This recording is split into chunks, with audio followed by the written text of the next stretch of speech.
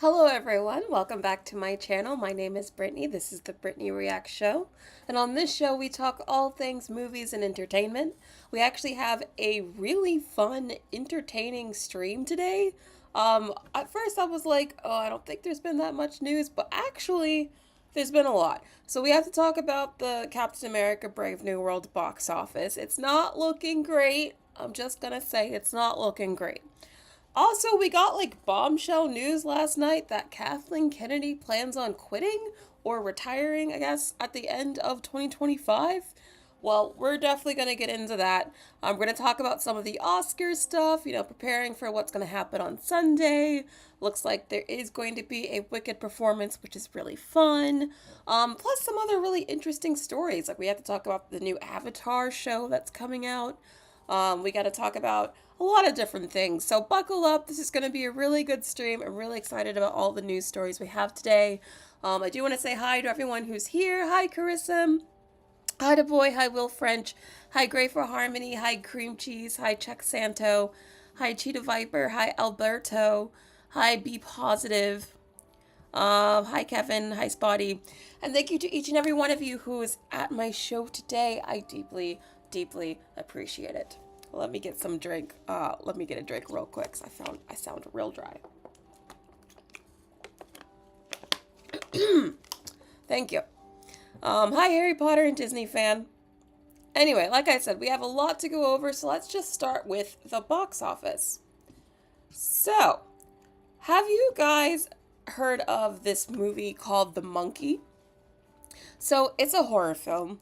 It had Theo James in it, as you can see. He's the picture on the left.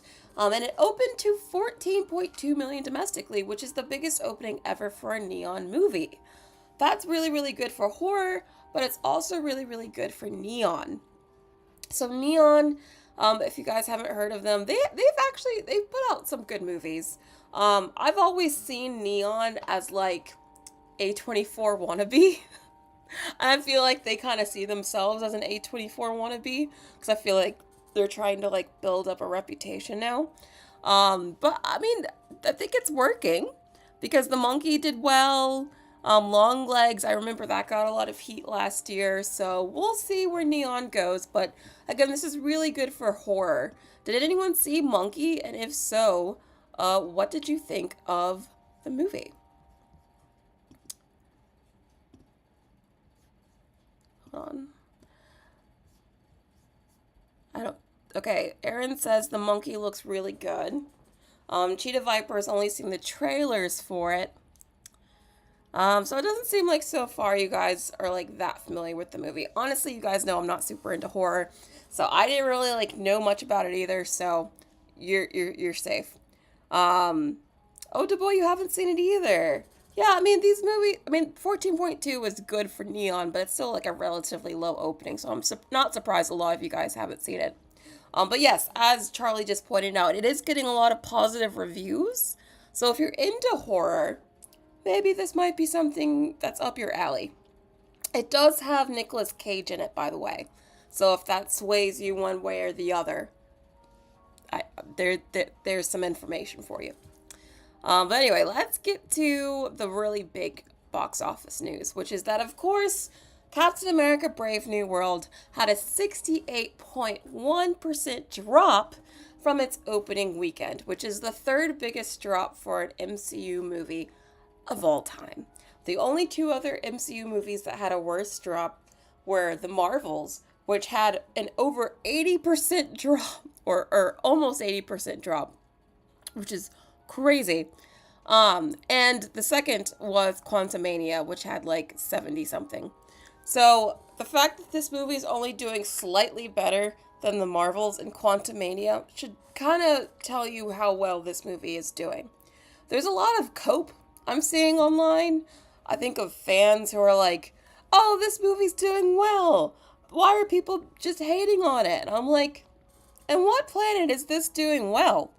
The third biggest drop ever. It already had a very low opening to begin with, so that's not great. It had almost as big of a drop as Quantumania, but Quantumania opened bigger. So that's not great. The B minus. I almost said B minus again. The B minus cinema score, that's not great. I don't think there's a way you can really spin this as a positive. None of this is positive. I mean, I know they really worked to get to that 425 number. If you guys know, the trades have been saying, all this movie has to reach is 425 million worldwide, and it'll be profit, or at least break even, right? But, as I've been telling you guys, this movie has had all sorts of reshoots, problems. It's been like in development for like years. The initial budget that they've been reporting, yeah, that might have been the initial budget, but that's not what they ended up spending on it in total.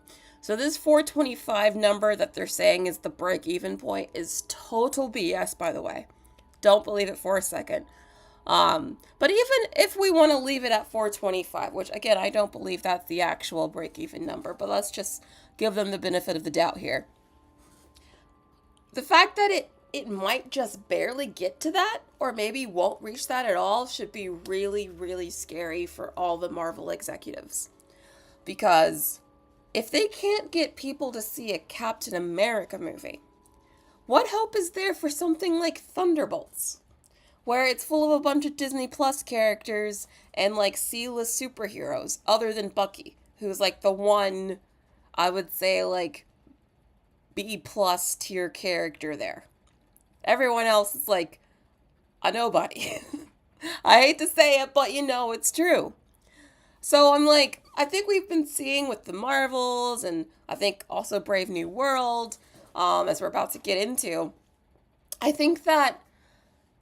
honestly think that these movies, hold on, I lost my train of thought. I lost my train of thought. Anyway, what I'm trying to say is I don't even think this movie is going to reach 425. I mean, it might just barely get there. I think it'll be close. But I think it'll only make a little over 400 million with how badly this is dropping week to week. And I don't think any amount of hope to be like, oh, it's fine, it's going to save this movie, because it's not fine. And I'm sure heads are going to roll over at Marvel, or at least they should. They should roll, but we'll see if anything really comes of this. Oh yeah, as I was saying, if people aren't going to see Captain America, why would they see Thunderbolts? Like we've seen with a lot of movies recently, that the whole Disney Plus strategy has really not been working out for Marvel at all. I think, as I tweeted, I got some traction. I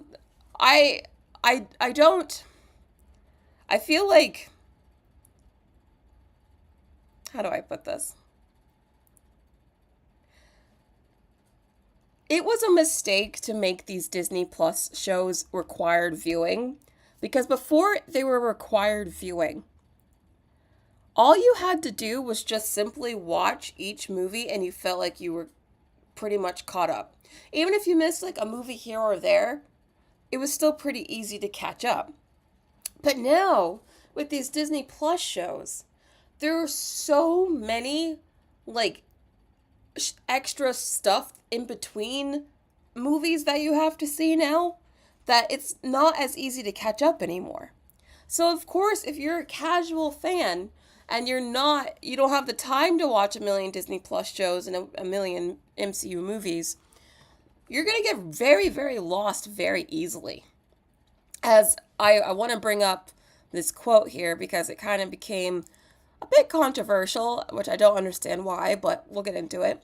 So, Hideo Kojima, I hope that's how you pronounce his name, this is his comments about Captain America Brave New World. He says he watched Captain America Brave New World in IMAX.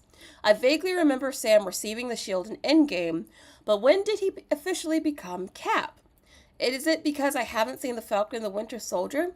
And what's this about the Avengers being reorganized? I'm also getting it mixed up with the Thunderbolts trailer.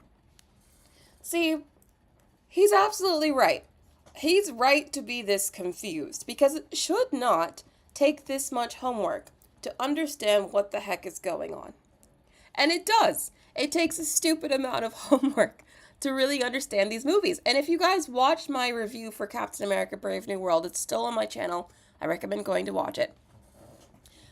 One of the main issues I had with the film, because I when I go into these movies, I try to watch them from the perspective of, like, how would someone who's not, like, an avid Marvel fan, like, enjoy this? And as I was watching that movie, all I could think was, I'd be so lost if I hadn't seen, like, Falcon and Winter Soldier, and if I hadn't seen Eternals. And honestly, the Incredible Hulk, the original MCU Incredible Hulk, that is the only MCU movie I haven't seen because I never really considered it canon. I still to this day have not seen that. The only MCU movie I have not seen. So, because of that, there were certain things with the Hulk and Thunderbolt Ross that I felt like I was missing. So, I really feel like the state of the MCU is a mess. That's just what I want to say. It's a mess. It's a mess. And I say it's a mess because it's like they're making a bunch of stuff that they're interested in, but I don't know how big the audience is for it. And I feel like they've either run out of big non-X-Men characters to play around with, or they just forgot how to make these smaller characters interesting. Because what they're doing right now, overall, is just not working. That's why Captain America Brave New World has a 68% drop. Not just because it's really not a great movie, but because the only people who are, like, super, super excited to see this movie are the small fan base that's still left that feels like they have to see all these films. And once they saw it in the opening weekend, all that's really left is, like, the casuals pretty much. So that's why you get a big drop, because there's not really... The casual audience is not tuning into these films anymore. Because they're like, oh, did I have to see that Disney Plus show? Oh, do I have to see that movie? Oh, am I going to understand what's happening in this? And I feel like this is a movie, prime example, Brave New World, of, like, you just needed to have too much foreknowledge going into this film. That foreknowledge from stuff that wasn't even, like, that highly viewed. Again, during the first 3 phases of Marvel, you needed to see, like, the main big films that everyone saw. Now it's like you gotta watch this, like, Disney Plus show not many people watch. You gotta watch this Eternals movie that flopped. I mean, it's like not even, like, the big popular stuff you gotta watch anymore. It's like, it just feels tedious.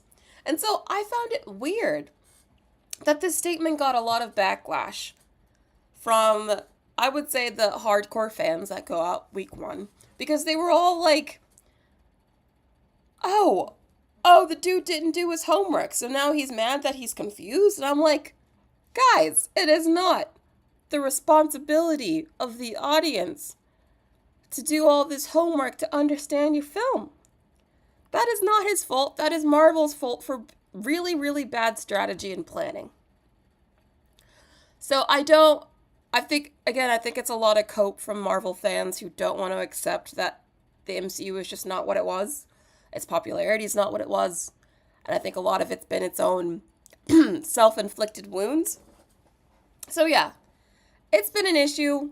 And I respect him for making this comment because it needed to be said. And that's exactly what I was talking about in my review. I was like, he wouldn't understand this, he wouldn't get this, he wouldn't get that. Like, it's just too much at this point. It's too much. But what do you guys feel about this? Why do you feel like Captain America Brave New World isn't doing that well? How do you feel about these comments here? What are your thoughts on all of this? Arvin's not surprised. Movie Freak agrees it's too much work. Oh, thank you, Nicholas. I appreciate that. I do know that with Japanese, like, I forgot what the word is, but, like, they don't emphasize any parts of their words. Like, I know that, like, there's no, like, you know, in English, we always have, like, parts of the words, like a syllable that we emphasize more than the other. They don't do that in Japan, so, like, whenever I read a Japanese name or something in Japanese, I try to remember that, so thank you. I guess that trick worked. Drawing Art says, I have no clue because I don't watch Marvel. Well, I appreciate you still being on the show. Danny says, what the heck is a thunderbolt? Exactly. This is why I'm like, I still feel like Fantastic Four might do okay because it's kind of separate from all the other things that Marvel's doing. It doesn't really require any homework because it's a fresh start. But with Thunderbolts, again, Thunderbolts is a direct culmination of the Disney Plus strategy that has been a proven failure. I don't think there's any hope for Thunderbolts. I think there's still hope for Fantastic Four, but I think Thunderbolts is done. Put a fork in her. I mean, who was the person that wouldn't see Thunderbolts but is excited? I mean, who wouldn't see Captain America but is excited for Thunderbolts? You know what I mean? Like, I just don't think there's a lot of those kinds of people. Ethereal Dragon, yes, I did watch Pitch Meeting's video. I love his videos. But yes, no. There are definitely times in Captain America Brave New World where I was like, should I have watched Incredible Hulk for this? Again, the only MCU movie I haven't seen because I just never considered it canon. So I was like, oh wait, now it's suddenly important. What? Okay. I'm seeing a lot of you agree with me. That's great. Aaron says this should have been a miniseries on Disney Plus, but it was a miniseries. It was. And it wasn't very good. Oh, Dee, thank you so much for the super chat. Really appreciate it. I actually enjoyed the movie, but I understand people not wanting to research all of the backstories. Yeah, again, that I just don't feel like it should be on the onus of the audience to, like, do the work. You know, it should be up to the movie. That's how I feel about it. Bye, check.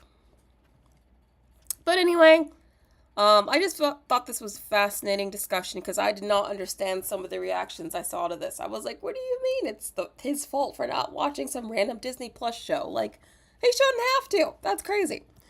But anyway, moving on to entertainment news. So, DC just dropped a bunch of, like, news about the future of the DC universe. So let's go over what was announced. So this is the first thing that, well, one of the things that they talked about is that the fact that they want to release 7 projects a year. Let me repeat that again. DC, the studio that hasn't had a hit since Aquaman 1, right? I don't think they've had a hit since then, right? That came out in 2019. The studio that can't make Joker work anymore, right? This is the studio that says, you know what? No one seems to like what we're doing or our characters. They seem to really hate what we're doing, in fact. But you know what? We're gonna just charge full steam ahead. And we're just going to do 7 projects a year. 7 projects a year. Anise, the Suicide Squad was not a hit. That was actually at least a disappointment. I think it actually lost money. That was not a hit. The last hit DC had was the first Aquaman movie in 2019. Everything else has been like a flop or a major disappointment. So where are they coming at this with this much confidence? Didn't James Gunn admit that this whole universe depends on if Superman is a success or not?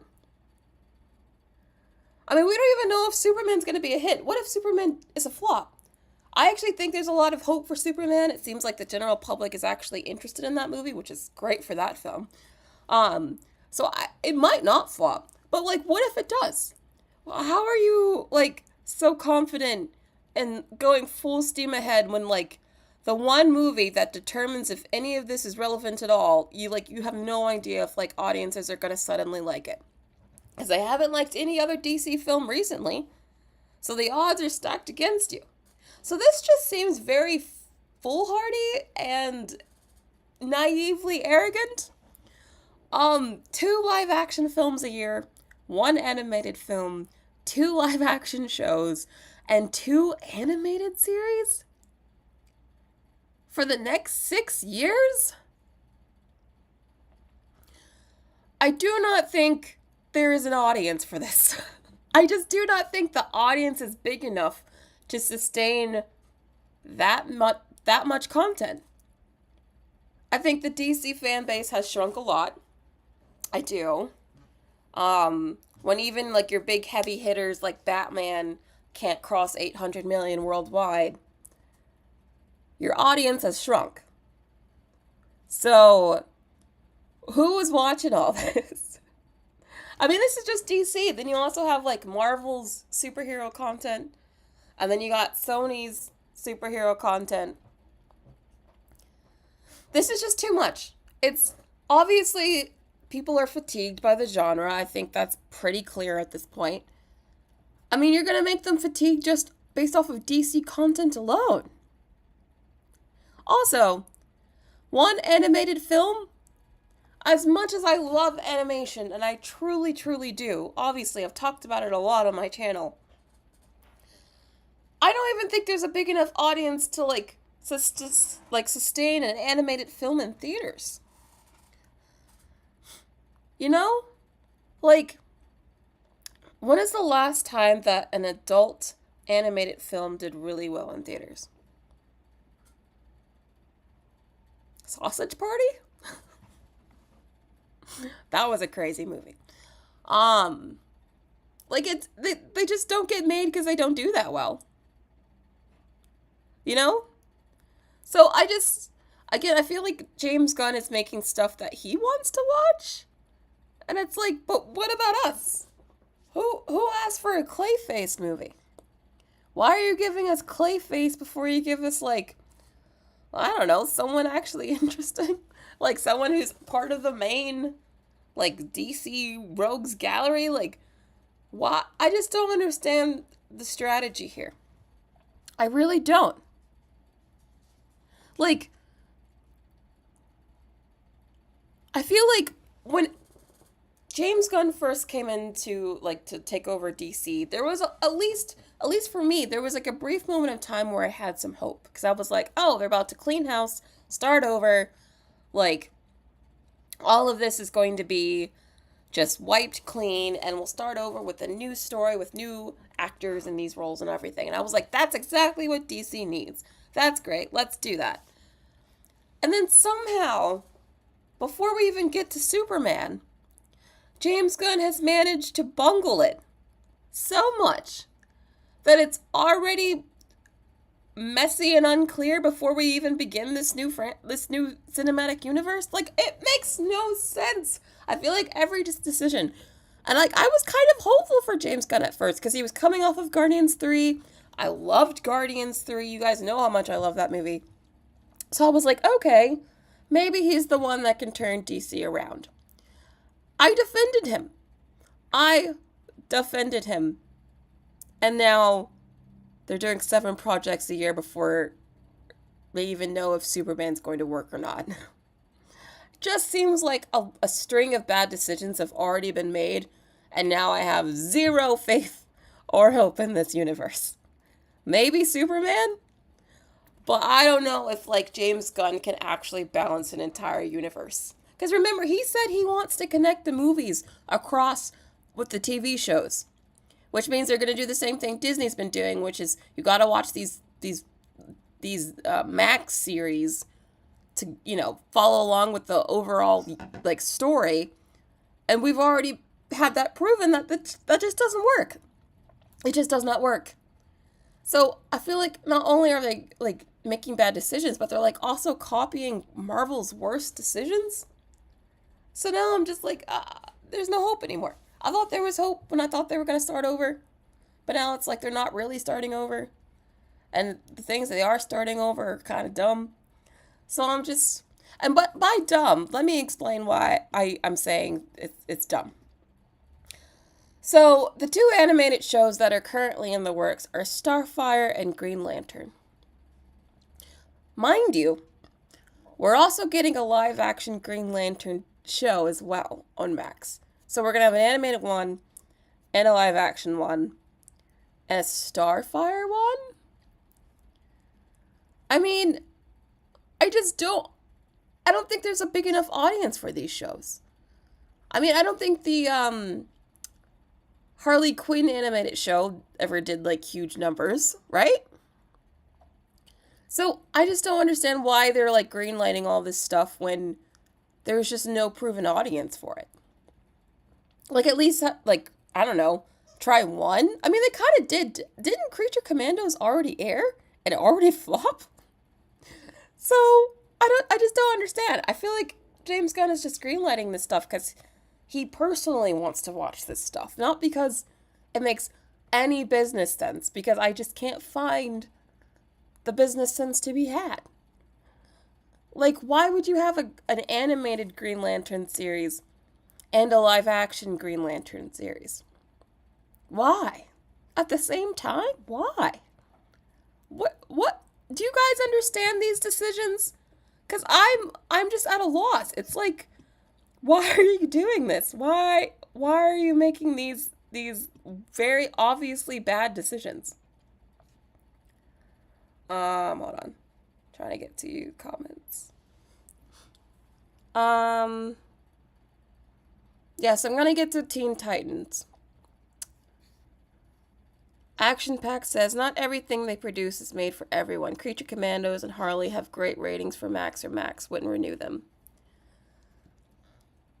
I don't even know if that's true, because I think a lot of these streaming services are just...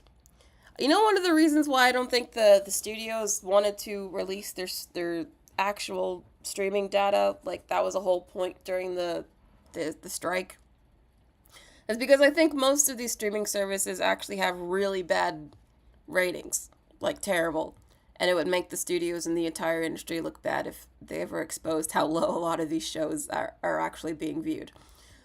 And I think Max is one of those streaming services where it's like, I don't think, other than the HBO shows, I don't think anyone's actually watching that stuff. So, yeah, they got renewed. Doesn't mean they got huge numbers. I'm just saying, I really think that saying something is a hit on Max deserves an asterisk. That's all I'm saying.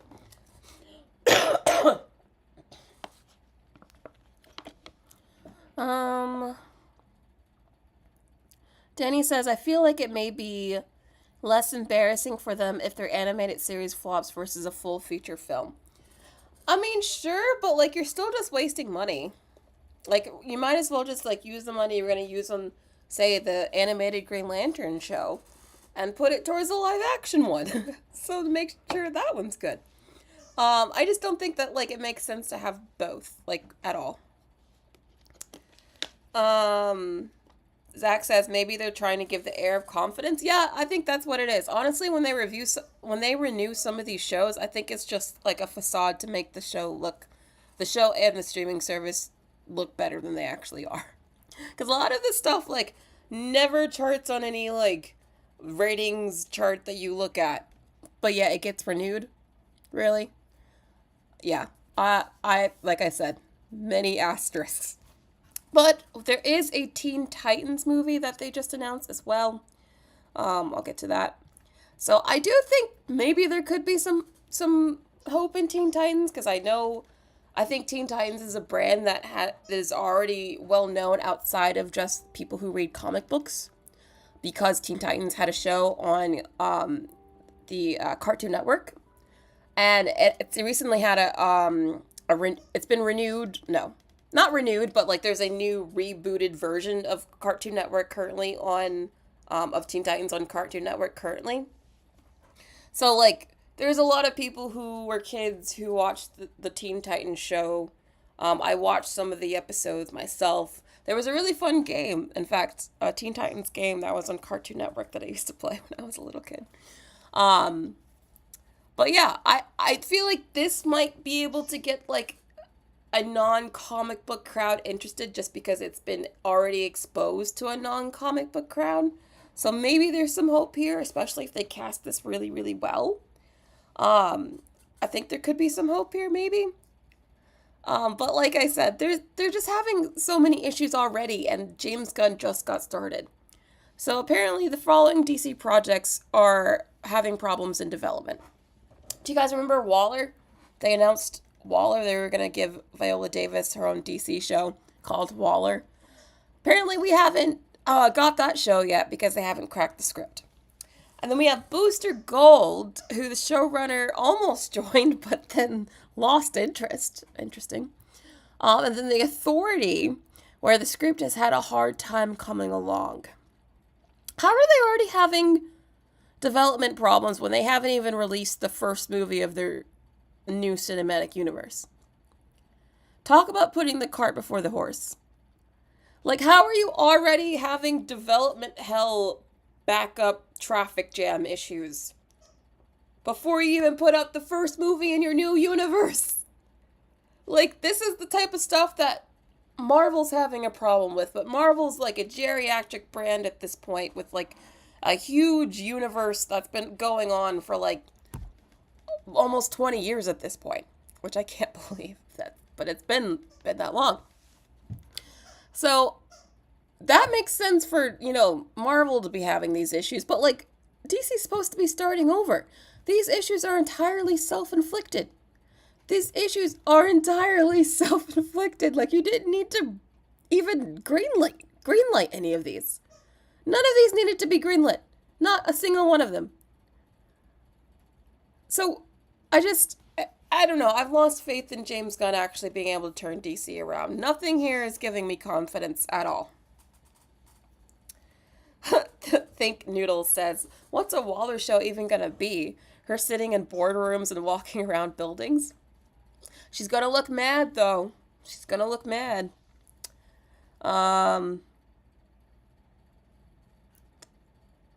See, a lot of you guys are not even interested in these.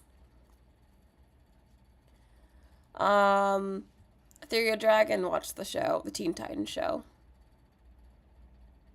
JCB, yes, I would say the Teen Titans show on Cartoon Network, at least the old one, the one I watched when I was a kid. That was actually pretty good. So like, I do think that they have like a bar that needs to be met.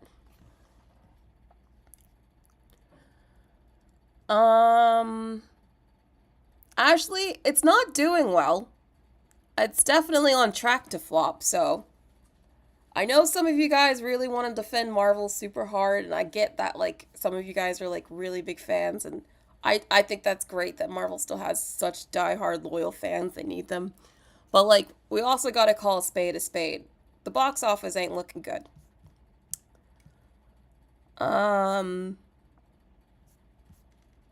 Okay, Blueberry Muffin says you have no interest in any of these shows. Yeah.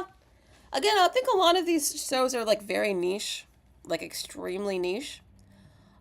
I don't understand, again, who are the audience for this stuff? I think it's too small.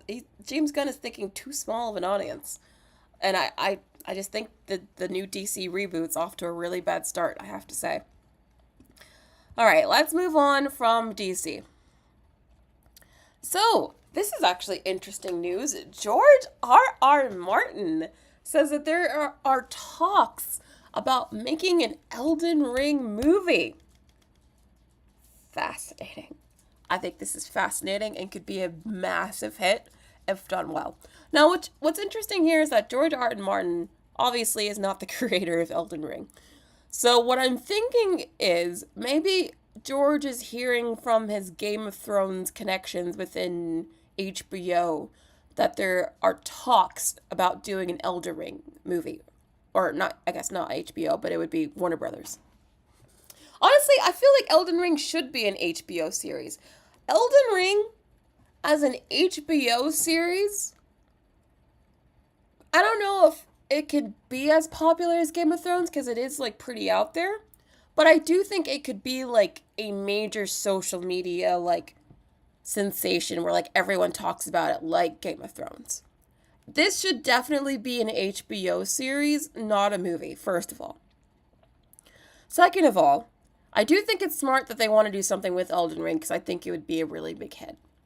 But the fact that it's George R.R. Martin saying this makes me think that like maybe some of the Game of Thrones people who are working on it, which would be really cool. Would you guys want to see an Elden Ring movie, or do you agree with me that it should definitely be an HBO series? Thoughts? Okay, great for harmony. You agree with me. Du Bois says, interesting. I can't decide if I should be utterly hyped or nervous as heck. Well, if that's why I'm like George R.R. Martin. If he's hearing from his Game of Thrones buddies, I feel like that's a good sign, right? Because I feel like you need someone who has experience writing grand narratives like Game of Thrones to do something like this. So if they can get those people on this, then I think that's a good sign. Charlie, no, it's fine. This Elden Ring, if you haven't heard of it, it was a really popular video game that came out like 2 years ago now. It's like very high fantasy, a lot of action, lots of lore, world building. It's perfect for an HBO series, but I think it's actually too grand of a narrative for a movie. So that's what makes me the most nervous, honestly. But yeah, I really hope they do something with this, though, because I think that it could be interesting. All right, moving on. So this is a story that I was like, oh no, Hollywood really is going through something, because this should never have happened. So Amazon will officially gain creative control of the James Bond franchise in a new joint venture deal. Michael G. Wilson and Barbara Broccoli will remain co-owners of Bond, but are stepping back to focus on other projects. So basically, Bond was owned by Wilson and Broccoli.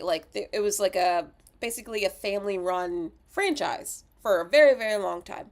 And they just sold the creative rights and control to Amazon. Amazon. So you know what's about to happen, right? We're about to get spin-offs of spin-offs, a whole cinematic universe, sequels upon sequels. You better get ready for the Q series, the Moneypenny series. Like, you better get ready for all of it, because that's what Amazon's gonna do. And they're giving Jeff Bezos say in who actually becomes Bond. First of all, I need Jeff Bezos to stop buying all his favorite franchises and ruining them, because he did that to Lord of the Rings. And now he's probably about to do it to James Bond. I mean, it must be nice to be a billionaire, to just be able to buy your favorite franchises and ruin them, you know? Because that's what he's doing. Are you guys happy about this? Upset? Angry? Worried? Do you not care? How do you feel about this news?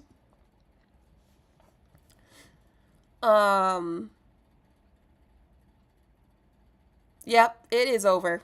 It is over. Potato Girl says Bond has been done to death. I'd only be interested if they made it more tongue-in-cheek like the old ones. Yeah, I definitely think the Daniel Craig movies had gotten way too serious. I would lighten the movies up again. I would definitely do that. Oh, Ashley, hot take. You said Jeff Bezos is a poser nerd. He has vague interest in these properties. Maybe I can see him being a poser nerd, because otherwise, why in the world would he make Rings of Power, you know? He can't really be that big of a fan of Lord of the Rings if he made Rings of Power, you know? Maybe he is a poser. Astronomy wants a younger Bond. I think a Bond in his early 30s would be interesting. That's where I would cast this next actor. Right, Noel, I'm with you. I want Bezos to play the villain. He could play a good Bond villain. Him and Elon Musk have the same Bond villain qualities. You know, they could definitely do it.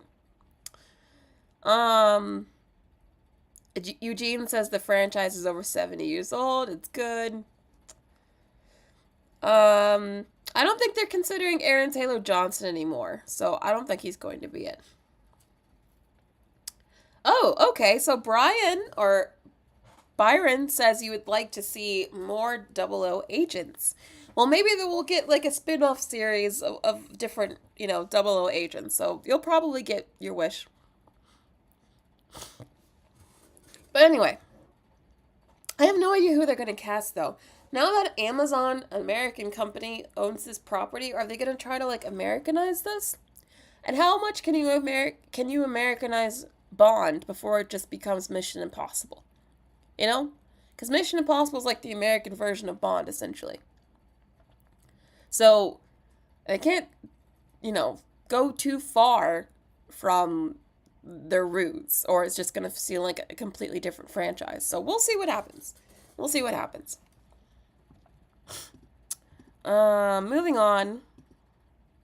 So, this is a weird story. Very, very weird story. So, movie studios are furious with IMAX for releasing Greta Gerwig's Narnia in theaters for Netflix. Some movie theater chains are so angry that they don't plan to play the film on their IMAX screens. But IMAX says they have a nuclear option to ensure they cooperate. So at first I was like, why on earth would theaters be upset by this, or studios? So I had to think about this. I was like, what's the issue here? So then I ran into it. And what they're mad about is a couple of things. Firstly, IMAX and Greta Gerwig made a deal for like several weeks around Thanksgiving, which, if you guys know, is like a very prime movie-going season. So basically, what Greta Gerwig has done has blocked out other major studios like Disney, who usually release something big every Thanksgiving, from being able to like release something on IMAX that year. So that's why like studios like Disney and I'm sure others who wanted to release at that time are angry about this. Secondly, why they're mad is it kind of reminds me of the Taylor Swift situation where she made a deal directly with the theaters, and that made the studios angry then because they weren't getting a cut of the money. I feel like it's a bit of that here again, where IMAX made a deal directly with Greta Gerwig, in the same way that the movie studios made a deal directly with Taylor Swift, basically cutting out, all other studios as the middleman. And they don't like that because they're like, no, they studios want to feel like talent needs them. And if talent keeps making these direct to theater deals, that's going to cut into their profits and their sense of control. So that's why they're upset with this. And I find this story to be really fascinating, actually. Fascinating. So yeah, that's what's going on here. And I have to say, I think the studios are being control freaks, petty, and this is like one good reason why a lot of people don't like Hollywood right now, or a lot of these studios, is because they act like this. Secondly, I actually think this makes me like IMAX the company more. The fact that they're standing up against the studios on behalf of talent, and apparently they have a nuclear option to make them cooperate. I mean, I respect the balls. I have to say, I respect the balls. So, yeah, I think this is really interesting. I'm really curious to see how well this movie actually does in IMAX theaters for only like a couple of weeks. Obviously, it's not going to, the movie's not going to make $1 billion because it's only playing on IMAX for a couple of weeks, but I'm curious to see how much it can make. Will people still choose to see this in theaters, or are they just going to wait for it when it comes to Netflix? What about you guys? Do you guys plan to see this movie when it comes to IMAX, or are you just going to wait until it's on Netflix? I'm really, really curious to see how this ends up shaking out, because if this goes over really well and like all IMAX screenings sell out and like the movie actually makes a lot of money, this will be a game changer. Make no mistake. But what are your thoughts on this story?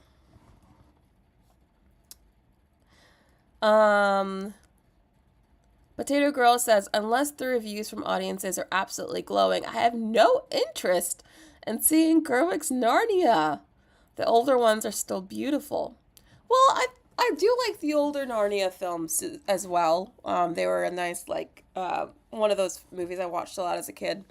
But, I do think that there's a place to take these movies and, elevate them. As much as I like those films, I do think that they could have been better, especially the second one. So, I actually was really interested in seeing what Greta Gerwig was going to do with them. I think that there's something here. Oh, Ethereal Dragon wants to wait to see how well it does. Will says you're nervous for her take on it. Yeah, I'm nervous about that too. She did say it's rock and roll, which makes me nervous because I'm like, what do you mean by that? This is like a Christian allegory. It should not be rock and roll at all. Okay, a lot of you guys aren't interested in this, so if this flops in IMAX, that will be really embarrassing for Greta Gerwig. I hope this doesn't. I'm really rooting for her. I like her a lot. All right, let's move on. So, we're getting a new Avatar The Last Airbender series. It seems like the Paramount really does not want to let the Avatar brand die. So it looks like we're getting a lot of new Avatar, because if you guys remember, not only do we have the Netflix series, which is still going, but we also have the animated movie that's coming out next year. So now, on top of that animated movie, which is supposed to be Aang, Katara, and Sokka, but as adults, this series is actually going to focus on the next Avatar after Korra, who apparently is an earthbender. And it follows earthbending twins after a world-shattering disaster where one discovers she's a new avatar after Korra. And it will consist of 26 episodes over 2 seasons. Oh wait, it's 2 seasons. Hold on. I almost thought this said 1 season. I got excited because I was like, oh my god, a 26 episode season? We haven't had times like this in years, but no. That means it's only going to be like 13 episodes a season, which is very normal now. But yeah, I got really excited for a second. But still, this is really fun. I love I love this universe. I love these characters. I love this world. So I'll check it out. Are you guys still interested in the Avatar universe? Do you want to see the series? Do you want to see the next Avatar after Korra? What do you guys think? Okay, Charlie's not mad at this. Gray was surprised. Arvin says, anything Avatar related I will watch, and I don't care what anyone will say. I'm like you. Even though I tried to watch the Netflix one, and I didn't end up finishing it. Maybe I'll get back to it, but it just wasn't as good as the original, so I couldn't get into it. It was like it just sucked all the charm out of the show. Okay, a lot of you are interested. That's good. A lot of you really like Avatar. Desi B says, so ready for more Avatar. Yeah, I'm glad that you guys are excited. I hope this does well. I want this franchise to continue, so we'll see what happens from here.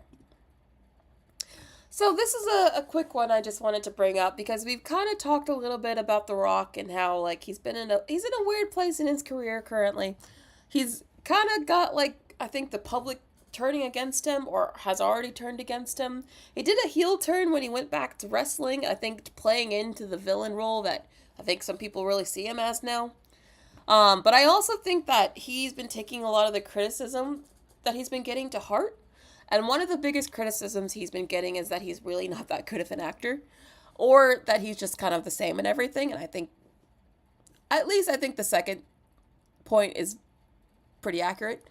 And I think that's actually been getting to him because if you guys have been paying attention, a lot of the movies that The Rock has been signing on to recently, like really recently, have all had this like sort of like clout to them that his regular movies like Red One don't have. You know what I mean? Like this one, he's joining a movie with Leonardo DiCaprio, Emily Blunt, in a Martin Scorsese crime thriller described as The Departed meets Goodfellas. This is not a The Rock movie. This is not a Rock movie. This is I guess it is a Rock movie now, but like this is not the kind of film he would have been signing up for like even just a couple years ago. This is a new Rock post Black Adam failure who's like trying to rebuild his image. And he's like, let me go be in a Martin Scorsese crime thriller. And he did it. He did it. So I'm curious to see how this works out for him. Seeing him act opposite Leonardo DiCaprio will be interesting. He's acted opposite Emily Blunt before in Jungle Book, which I actually, Jungle Cruise, sorry, not Jungle Book. And I actually really like Jungle Cruise, so I know they're good together. But Dwayne against Leo, I consider Leo to be like one of the best actors in Hollywood. So I'm like, he's really gonna have to up his acting game if he's acting next to Leo. So we'll see. I think he maybe wants an Oscar nom. We'll see if he gets one. He also has some other wrestling biopic from A24 that's coming out that also looks like it's an awards play. So are you guys here for like Oscar hungry Rock who's now trying to go for more like, you know, prestigious stuff, or do you miss his more like red one kind of crap? Be honest.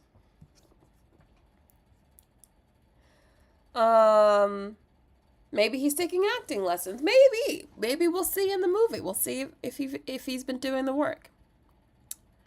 He wants to be Timmy C so bad. We're going to talk about Timmy C. I've been loving Timothy the past year. I've talked about him a lot on my show recently just because I'm like, he's just doing anything. And I think he's having the most fun out of anyone in Hollywood right now. And I'm here for the Timothy Chalamet supremacy.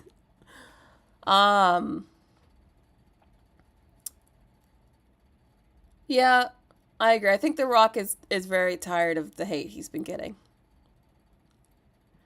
Zach's like, maybe he'll make a believer out of me. That's very hopeful.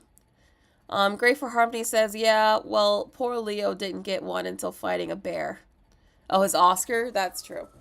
Hey, I mean, I'm going to talk about Timothy in a minute, but like, he did just win the SAG, so maybe Timothy might actually get the Oscar before he's 30. I would be here for that. I'd be very happy for him. Anyway, moving on. This was just a small story I thought was interesting. So, John Lithgow confirms he will be playing Dumbledore in the Harry Potter series. He said, it's going to define me for the last chapter of my life. I'll be about 87 years old at the wrap party, but he said yes. You guys know how I feel about the Harry Potter show. I'm going to take the unpopular opinion, at least the unpopular opinion on the internet, that I think the Harry Potter series is going to be a massive hit. I think it's going to be, at least start off a massive hit. Like, I think the premiere episode is going to have stupid viewership numbers.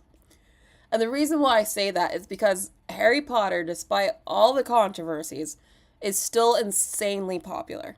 I was just in Universal, as you guys know, for Thanksgiving, and I was in Harry Potter World, and it was crazy busy, crazy packed. The stores were full, people were buying stuff, people were getting butterbeer, people were walking around in Hogwarts robes. Like, Harry Potter is still extremely popular. Like, the game was the most popular, like, game that studio had ever released. And I played the game. The game was super fun, too. So, like, I think the interest in it, at least at the start, will be insanely high. The audience for Harry Potter, make no mistake, is massive. I think for those who are younger, like, maybe, like, younger Gen Z, who were not old enough during the 2000s when, like, Harry Potter was in its peak, I don't think they understand, like, how Harry Potter was, like, the Star Wars of that generation. Like, it was massive. Still is. So that's why I actually think this will be a hit, if it's good. That's why I said at the start, I think it'll have big numbers, but I think it depends on if the show's actually good or not, if it'll keep those numbers. But I think the interest, at least at the start, will be there. John Lithgow, I think, is an interesting choice for Dumbledore. I don't think he's a bad choice. I think he's an okay choice. Doesn't really excite me, but I'm not like, about it. I will say that him being 87 when he's done, I feel like maybe they should have went with someone slightly younger if they're gonna, like, you know, take that long to finish this. Just because 87 is pushing it. I mean, in the movies, they had to recast Dumbledore because the original one died. So I just don't want to see that have to happen again for the show. But we'll see. We'll see. I just feel like if they're really going to take that long to film all these seasons, they probably should go with someone a little bit younger than someone who'll be 87 by the last season. But we'll see. Hopefully he sticks around the whole time. But what are your guys' thoughts on this show? Will you watch it? Are you excited for it? Do you like this casting? What are your thoughts? Denisha says, Harry Potter millennials and older Gen Zers get on my nerves. It's equivalent to Disney adults. Well, Denisha, I guess you don't like me because I'm a Disney adult and a millennial Harry Potter lover. Or Z-lineal Harry Potter lover. So I love both and I'm not ashamed of it.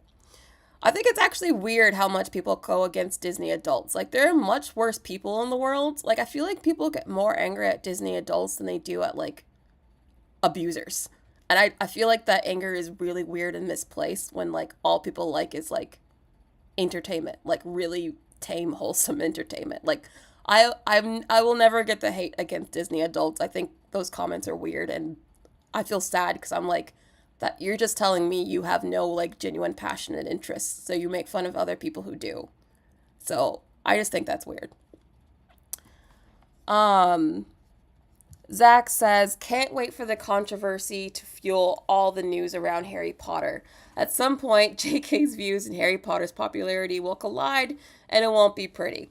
Well, if it didn't happen for the video game, well, it kind of did happen for the video game, but I actually think the controversy helped make that game successful, if I'm being honest. Because I think a lot of people wanted to play it and because they wanted to spite the people who had a problem with it. So I actually think that controversy will, again, fuel the ratings, and that's why I think at least that premiere will have, like, stupid numbers, like Game of Thrones final season numbers. I really think that. Oh, Nicholas, and you don't see Lithgow in that role. Yeah, he doesn't come across as Dumbledore. That's why I'm not amazed by this casting. He kind of looks like him, but personality-wise, I feel like he's obviously going to be a very different Dumbledore than Michael Gambit. That's for sure. Desi B, you don't want it? You'll be scared? Are you scared they're going to mess it up?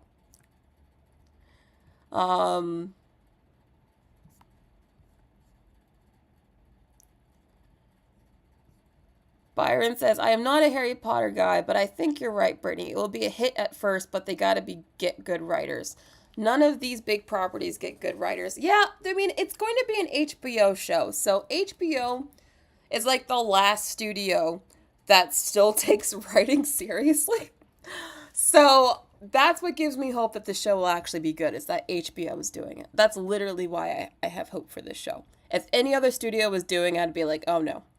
But because HBO's doing it, I'm like, maybe. Yeah. All right. Let's move on. So let's talk about Kathleen Kennedy. Oh boy. Oh my gosh. So this news broke last night, and I remember reading it. I like read it 3 times because I was like, is this right? Am I reading this correct? Because this has been like the news we've all been waiting for like the past 5 years. But yes, according to Matt Maloney of Puck, Kathleen Kennedy plans to retire by the end of 2025. No word on who will replace her as president of Lucasfilm. Although I think in the Puck article he did say that they're considering the people you would expect, which I would say is probably Jon Favreau and Dave Filoni. However, I really hope neither of them get the role because I don't think either of them should do that job. Honestly, I don't know who could do this job. There was a rumor a long time ago that the reason why Kathleen Kennedy had not been fired yet is because they couldn't find someone that actually wanted her job. And I believe it. I believe that rumor was true because who in their right sane mind would want to take over the mess that she has created? Who? She has ruined Star Wars. Okay? Star Wars used to be like a super popular phenomenon that was well respected. It's not any of that right now. They can't get people to watch their TV shows. They can't even get a movie out in theaters because they don't know where to take the story or how to please their audience anymore. It's a mess. It's an utter mess. And people have been wondering, why does she have her job? I don't even think this is like I don't think you have to be some sort of like Kathleen Kennedy hater to just point out the very obvious fact that she has kind of been terrible at her job. Like, really awful for like the past 5 years. And longer, honestly, because The Rise of Skywalker was unforgivable. So, I don't know why she's being allowed to retire. I'm wondering if, like, is she choosing to retire or is she being asked to retire? That's the question that I want to know. And if she truly is deciding on her own to leave, why? Like, I don't understand why Bob Iger keeps protecting her. What does she have on Bob Iger that she can just, like, absolutely ruin one of the biggest franchises on the planet? Actually, more than one, because okay, let's actually look at everything that she kind of ruined. I decided to have this ready. So, let's just go through her work, shall we, and see, like, do you think she should have been fired by now? Let me just go over it. So, Star Wars Skeleton Crew. Ain't nobody watched it. Apparently the people who did liked it, but ain't nobody watched it. Huge flop. We have some Lego Star Wars thing. Again, not many people watched it on Disney Plus. The Acolyte. Again, not many people watched it, but the people who did really hated it. Like, a lot. I think this show has some fans, but it's a very, very small minority. Ahsoka. Again, very, very mixed word of mouth. I think I would say it's pretty mixed to negative. Indiana Jones and the Dial of Destiny. Flop. Massive flop. One of the biggest flops of all time, numbers-wise. Embarrassment for Harrison Ford. Willow. Flop. No one watched it. Bad reviews. Tales of the Jedi. No one really watched it. Andor season 1. Again, people who did like it really watched it. The people who did watch it really liked it, but not a lot of people watched it. The ratings were terrible. If you were just looking at ratings alone, the show was also a flop.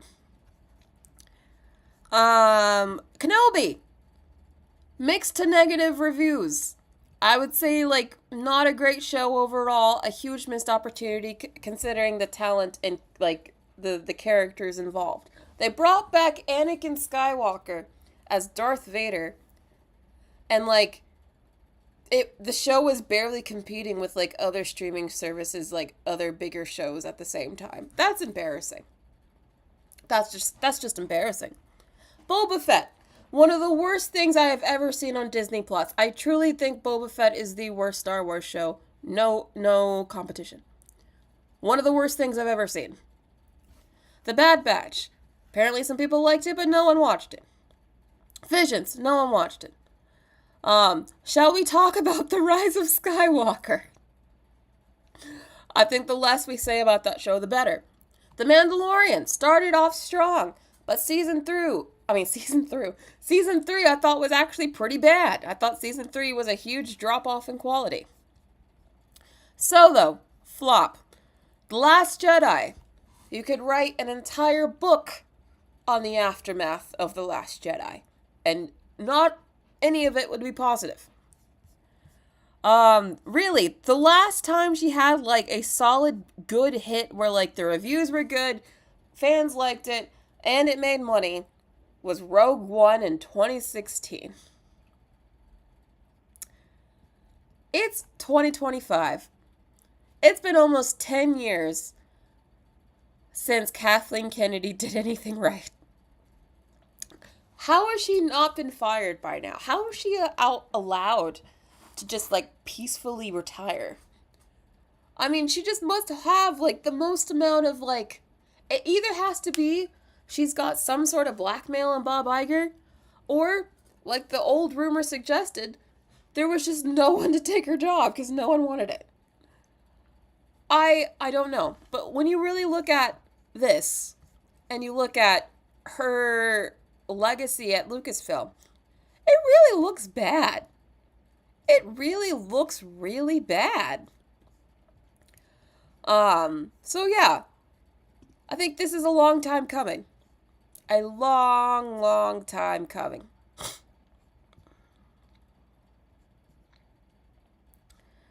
Um, Danataz says, I'll play devil's advocate. At the beginning, I do think Iger had a reason to keep Kennedy around since the Disney Star Wars trilogy and Rogue One made $1 billion and Mandalorian was really popular.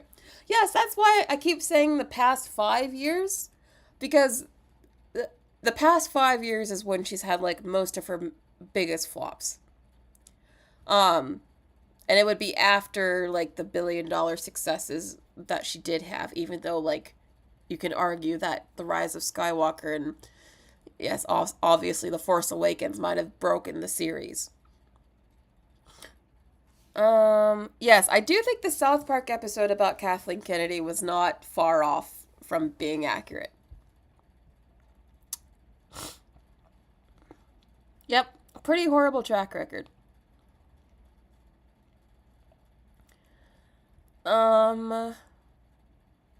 Yes, I thank you, Astronomy. You agree that season 3 of Mando was pretty bad. I mean, the Jack Black episode? I like Jack Black. I like Lizzo. But what the heck was that? That was one of the worst episodes of television I've seen, period. It was just awful. Yes, Astronomy. Again, Willow was so bad, they had to take it off of Disney Plus. And she was allowed to keep her job. Crazy. Crazy, crazy. But yeah. So she's leaving at the end of the year. I think that's for the best. Now, who is going to take her job? Because again, like I said, I don't think it should be Jon Favreau or Dave Filoni. I think they're both not suited to be executives. And Jon Favreau, I do blame for season 3 of Mando being bad. So I think maybe he's not the best choice either. So I don't know who's going to take the job. I really don't. And God have mercy on their soul, whoever does take that job, because it's not going to be an easy one. I've told you guys at this point, I think Star Wars is in such bad shape that they just need to reboot. And they just start over from like episode 4 technically.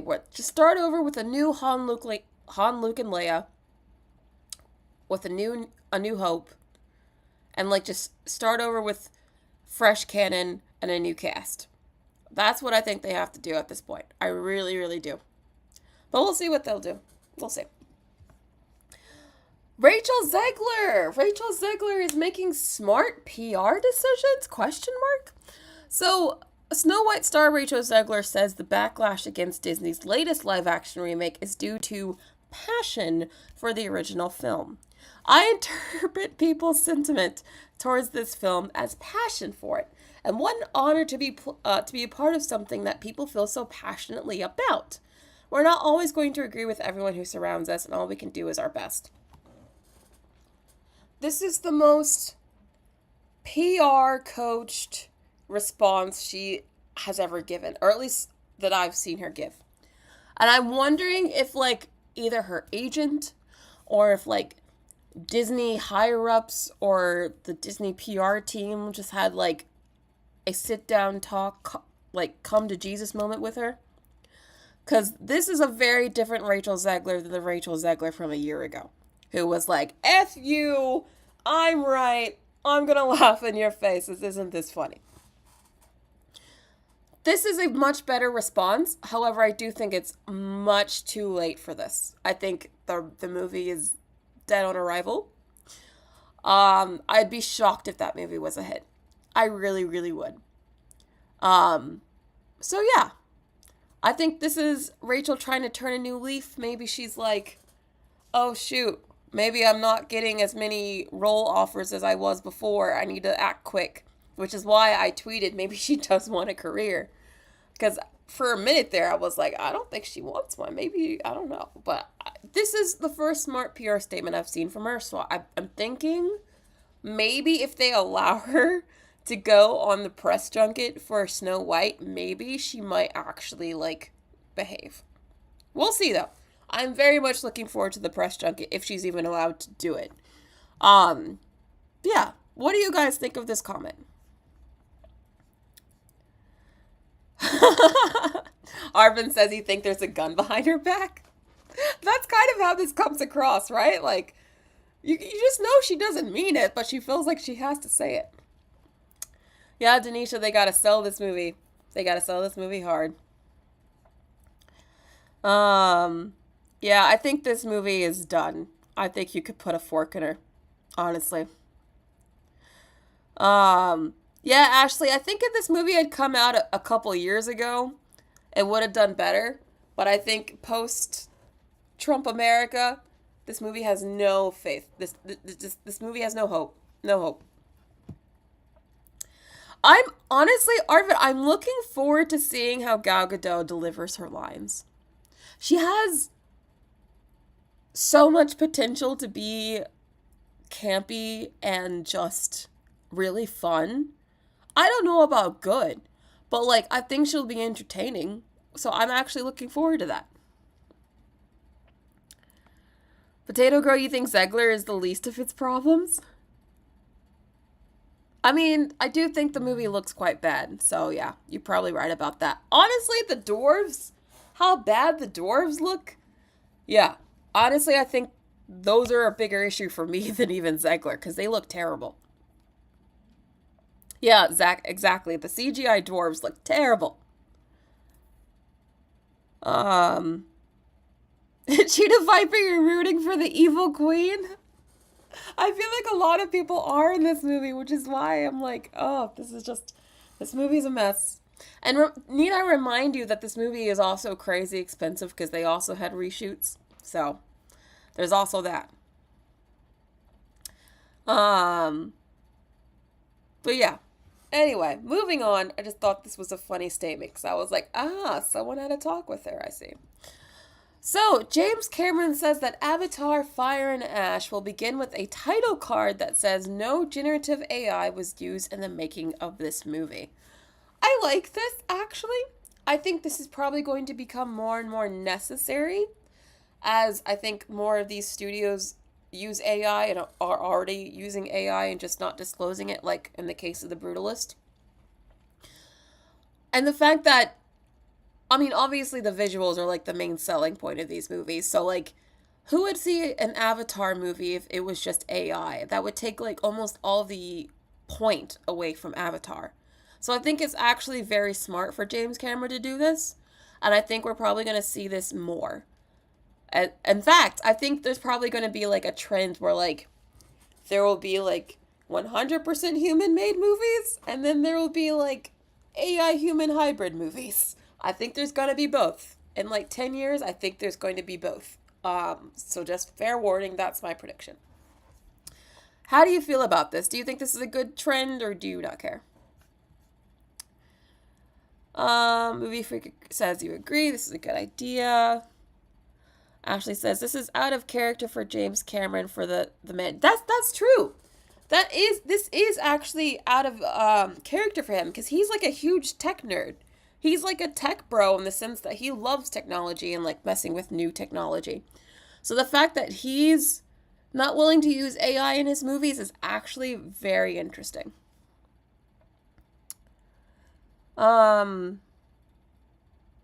Okay, Potato Girl says, meh, you don't really care personally. If the movie is engaging and well crafted, you will watch it. And that's why I think the AI assisted movies will still do well, because I think there will be a lot of people like you who just don't care. But I do think there will be some who do, and it'll be interesting to see, like, to compare if one does better than the other. I'm very interested. But anyway, moving on. So this is all the award stuff. We're going to fly through this and then we'll be done for today. So I did say I was going to bring up Timothée Chalamet because he gave a speech at the SAG Awards after he won for Best Leading Actor, which was a huge surprise because it's Adrien Brody has been like sweeping this entire awards season and everyone kind of thought this was about to be Adrien Brody's year. But then Timothée won, which was a surprise to him, at the SAG Awards, and he gave what I thought was a really great speech. He talked about wanting to be great and aspiring to the greats, and he mentioned like actors he thought was he thought were great, like Viola Davis. And you guys know I love Viola Davis, so I was like, yes, give me more pandering. I'll eat it up, please. Um, but like I thought this speech was really inspiring. You can tell that he really cares about his craft. He said he spent over 5.5 years preparing for this role, which actually got a reaction from the audience. I thought this was really, really strong, and I've seen a lot of people who have agreed that this was really strong. I feel like this entire award season, his way of campaigning for the Oscar has been fascinating, and I've been documenting here on my YouTube channel. If you guys have been watching my show regularly, then you know that I've talked about all the like random stuff Timothy's been doing during this awards campaign. Like, do you guys remember when he was in some warehouse dancing on the floor to some music for some reason? It was like a Black Eyed Peas song. Do you guys remember when he was in Paris just vibing on a rooftop in a really cool outfit? Like, this dude is just doing whatever he wants right now. And I feel like he's such a vibe that he's really building like a very strong core audience. Like, I feel like he's building a fan base here. And I'm watching it happen in real time. Like, it's happening with me. I'm seeing other people like join the train. Like, oh yeah, this is, I like this Timothée Chalamet kid. Like, I feel like what he's doing, more actors need to be doing. I feel like there's a lot of actors are still acting like, you know, it's 10, 15, 20 years ago and not 2025, and the world is radically different. I feel like Timothée Chalamet is promoting himself like it's 2025, and I feel like more actors should take his lead. That's what I say, because I feel like the way he's putting himself together and branding himself is extremely smart.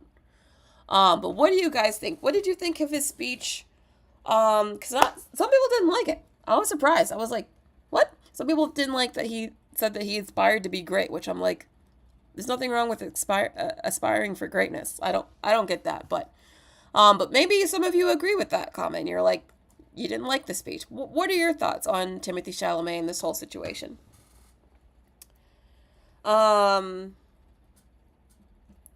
Jordan G says, yes, it's happening in real time. He wasn't like this 6 months ago. Exactly. He's really like going through this transformation and rebranding, and I'm loving it. I think it's working. Yes, he wants to be an icon, and to be an icon, you gotta do iconic things. And I think saying you aspire to be great during your award speech is iconic. Arvin says you just want Amelia Perez to lose. Yeah, I get that. I totally get that. Yeah, actually, he's really good in everything he's in. Oh, well, the only thing I didn't like him in was Willy Wonka. And it's not that I thought, like, his acting was bad. I just didn't like at all what the direction they went with the character. I don't like a lighter version of Wonka. I feel like that just took all the most interesting aspect of Willy Wonka out of the character was, like, how creepy and weird he was. And they made him, like, some do-gooder. I hated that. So that's why I didn't like the Wonka movie.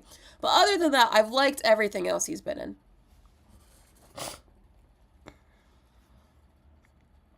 Ashley says Wonka just sucked. I kind of agree. I really didn't like Wonka. My video review of it's still on the YouTube channel because I was like, no, I really did not like this movie. Oh yes, Zoe did win. I don't know how Amelia Perez is still winning anything. Who likes this movie? Literally the only people who like this movie are like in the audience voting for it. Crazy. But anyway, let's move on. So Conclave won Best Film Ensemble, which was surprising as people were expecting Anora, since Anora had been winning like all the major films so far. So now Conclave's won the SAG Award and the Golden Globes. So now I feel like for Best Picture, it's between Anora and Conclave. I think it's going to be one of those two, just based on how award season's been going. I've seen Conclave. I didn't like it. I have to say, I thought it was boring and the twist was dumb. But I'm seeing Anora soon. In fact, I think I'm going to watch it tonight.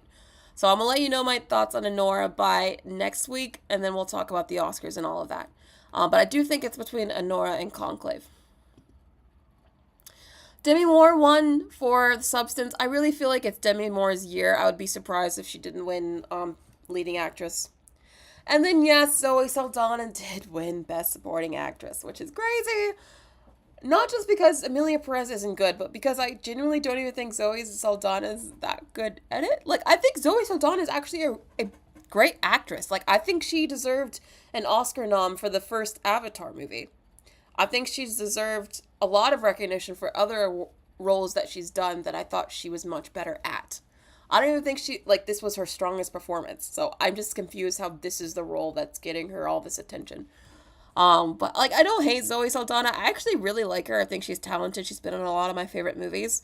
But I will say I'm disappointed because I wanted Ariana to win, and I don't want her to win for this movie specifically. So, yeah, I don't know. This is just disappointing, but I still like Zoe, so I guess I'll suck it up. But you know what's interesting? Carla Sofia Kazan will be at the Oscars. So, do you guys remember a few weeks ago where Netflix, like during the big hate train, where all their tweets were coming out, Netflix said that they weren't going to pay for Carla's expenses at all. Like, they weren't going to be able to go to the Oscars, basically. Well, apparently they changed their mind about that. Because now Netflix will be paying for their expenses to travel there. So that's interesting. That's going to be really awkward because everyone's going to be like, we saw your tweets. She hasn't been like in anything. I don't think she's been at like any award show since this whole debacle like blew up. So it's going to be really, really interesting. Really, really awkward. I wonder if they're going to like bring it up at all, like if the host or whatever is going to bring it up, because that's going to be so awkward. I guess I felt like they had to bring her because, like, I mean, the whole situation's ironic. Like, the movie's supposed to be about, like, trans acceptance, I guess. Really, the movie's about the trans people can't do anything wrong. That's really the moral of the story. But, like, the person that's received like the most backlash has been the trans person. I guess it would have looked bad if they didn't allow them to attend. So I guess that's why they changed their mind. But this whole situation has been crazy, like super, super crazy. But what do you guys think about this? Do you think they should have let Carla come back to the Oscars? Or do you agree with this situation? Oof, Rodney, I did not see that. Interesting. That's awkward. Yeah, she's going to be walking into the lion's den. Honestly, well, it takes balls because I'm like, you're going to be walking into a room full of people you know do not like you.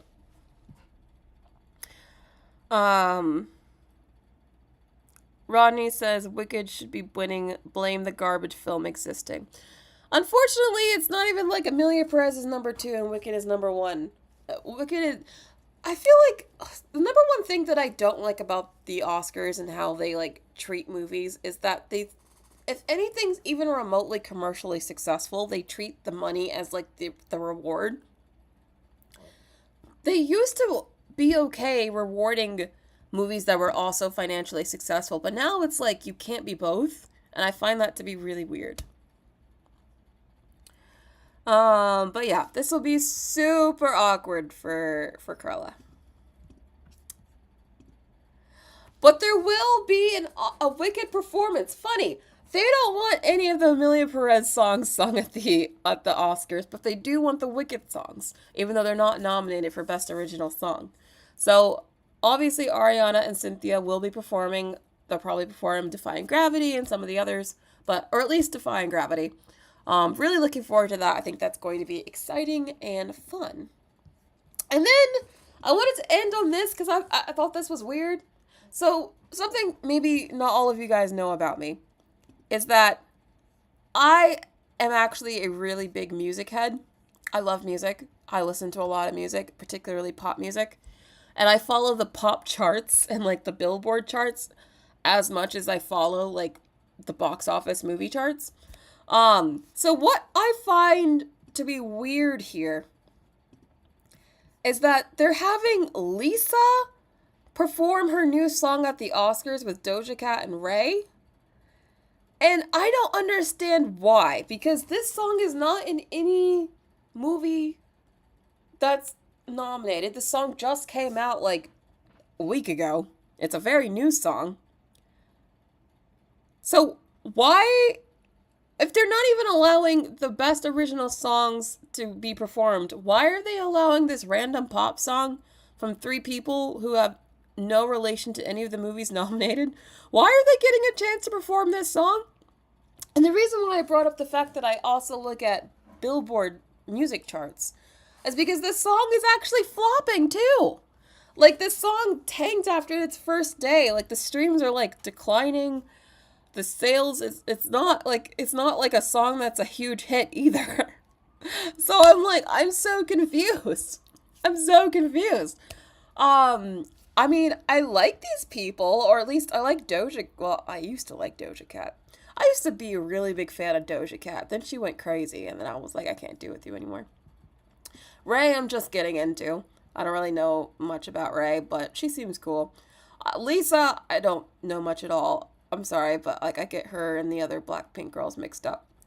But yeah, I just find this to be weird. Like, very out of the blue. And people are saying that the reason this is happening is because of who Lisa's dating.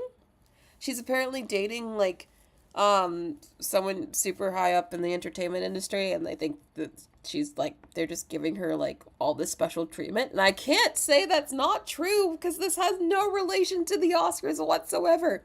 How are they getting to perform? This is like the equivalent of like Sabrina Carpenter getting to perform Espresso. Like, it makes no sense. Like, it makes no sense. I don't get it. I find it very weird. But do you guys like this song? Are you surprised by this? I mean, thank you, Arvin. If they're gonna make us listen to this, they might as well have Lady Gaga perform Abracadabra. I'd rather at least listen to that. Like, go get Chapel Roan. I don't know. Like, might as well make this the Grammys part 2. Astronomy says with everything they're doing, this will probably have the best ratings in years. Yeah, they're doing this for ratings. They like Lisa. Lisa's in the White Lotus. So I think that maybe they're seeing how Lisa's helping the White Lotus get a big audience. And they're like, oh, let's have Lisa on our show, so we'll bring her audience to us. But I'm like, it still just doesn't make any sense.